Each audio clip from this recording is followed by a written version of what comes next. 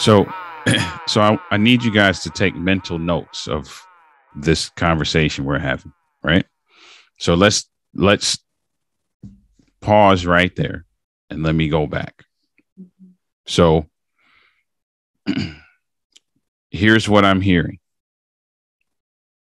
And I'm doing what you guys would do if you were having this conversation. So if somebody's expressing something, the next response is an active listening response, which typically is, okay, here's what I'm hearing you say. So what I'm hearing from is that what he sees is categorized as guilt. I'll address that in a second, but that's what I'm hearing based on the fact that you're taking all these things on and there isn't involvement from what I'm hearing you say is that what you're really trying to do is establish connection, but you yourself said you don't necessarily know how to ask for that. Hence, it probably comes out in a way that isn't conducive to you actually getting what you're looking for, but getting some level of pushback or opposition. Yeah. So if the question or if the goal is, hey, I want my mate to connect with me, I want to experience this thing with him, how can you ask for that? Now, before you answer that question, think about that for a second, okay? Let me address the guilt thing. So I'm going to give you my observation from the outside looking in. I would not characterize that as guilt. I would characterize that as frustration. Well, let's back up. Let's hold off on that. Let's back up to the connection piece. So tell me what you did say, because you said you probably could have said it, asked for it a different way. Tell me what you did. What did you say? Okay. Now, when you said that, you already gotten to the point of frustration. Okay. Did you say anything leading up to that, or did you get frustrated to the point where that was the first thing you said? Okay. I know I'm asking you guys a lot of questions, but I'm doing it on purpose. Let me tell you why I'm doing it. Because here's what you guys have to get in the habit of doing. Two things. One, you have to get in the habit of expressing something, being assertive about your expression, but not waiting until you're at the point of frustration before you become assertive, because your assertiveness in frustration will come out as aggressive. That's one.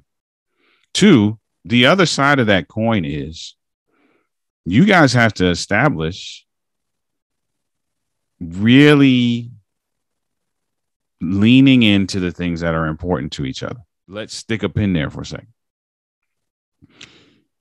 Here's where the opportunity comes for you to beat her to the punch.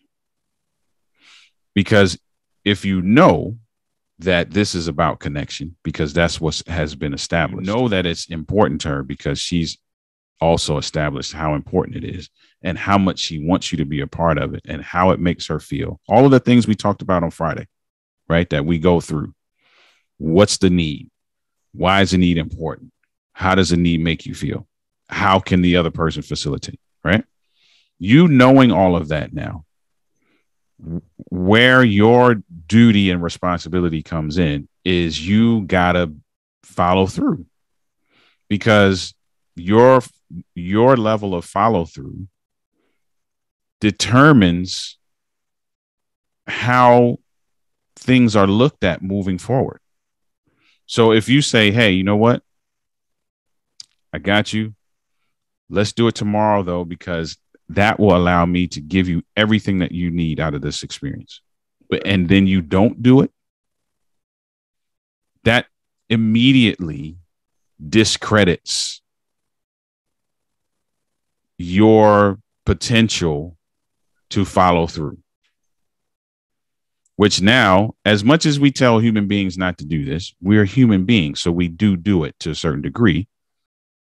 Now that's a check mark in the inconsistency box. So the next time this comes around, as much as Oliver said not to think about those things, that's going to be something that kind of creeps into play when asking for the next, when going through the next bid for connection, because that's what it is. It's a bid for connection. People do them in all different kinds of ways, right? So I'm going to tell you right now, your child is going to do this to you because this is what children do. Your child is going to be running around, tearing up the place, screaming, yelling, hollering, got a whole bunch of energy. And you can be like, what is the problem? Why can't you sit down? You know what they're doing? They're just trying to get your attention. It's a bid for connection. As human beings, we express those bids sometimes in positive ways, sometimes in negative ways. And sometimes it's not the kid is just trying to drive you crazy. The kid is just trying to get you to sit down and look at them in their face so that they can say something to you or just be present. But the only way that they feel like they can do that is to be rah, rah, rah, rah, rah, rah, rah. And we do that as adults too. Right. So saying to you out of frustration, you know, I'm doing this by myself and whatever she said is a bid for connection. She just admitted it. She admitted it. It was a bid for connection. So now if I give another way to express that bid for connection, you can't stand her up. Like that's the give and take of it, right? You now you can negotiate your part of it because I'm with you 100%. If you feel like you have more capacity to do it on your day off, that makes 1000% sense to me. But then the next part of that is then you got to actually do that. And you heard her say, and this is why I want you guys to get good at listening to each other. You also heard her say that when you say those things, that you don't come back with them. So now this is an opportunity to beat her to the punch. So the next time that there's some bid for connection, hopefully the conversation won't go left because whoever expresses the bid for connection is not going to express it out of frustration. They're going to express it out of desire. Babe, I love it when you such and such and such, when you do this, when you do that, whatever it is, man, can we do this right now? Now there's a negotiation period that can take place. Yes, we can do it right now. I'm all in. Or no, we can't do it right now. I know it's important to you and I want it to be the best experience possible. So because of that, can we do it at this place? That's the negotiation phase. Once you come out of the negotiation phase, now where you have to be an adult and have to be a mature adult is that you actually got to do what you negotiate. Consistently doing that helps to now erase your current point of reference, because that's really what you need to do. You have to get to a point where your point of reference is not negative, because if your point of reference is negative, the following experience is also going to be negative, because you're just going to expect, just like you did, heard what you said, but expected you to do something different. So you have to be cognizant of that and do things now that erase, that just wipe out that point of reference. And this is for both sides. You don't want thinking that you're going to react a certain way because that's how you always react. In order to change that, you have to react different. I have to really now be cognizant of the fact that if I'm going to make a promise, because that's how trust is established. Trust is built brick by brick. Those bricks are consistency. So if there's no consistency, it's tough to build trust.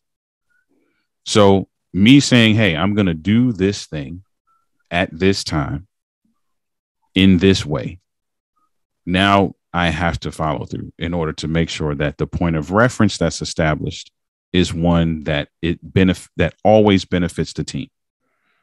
Does that make sense to both of you?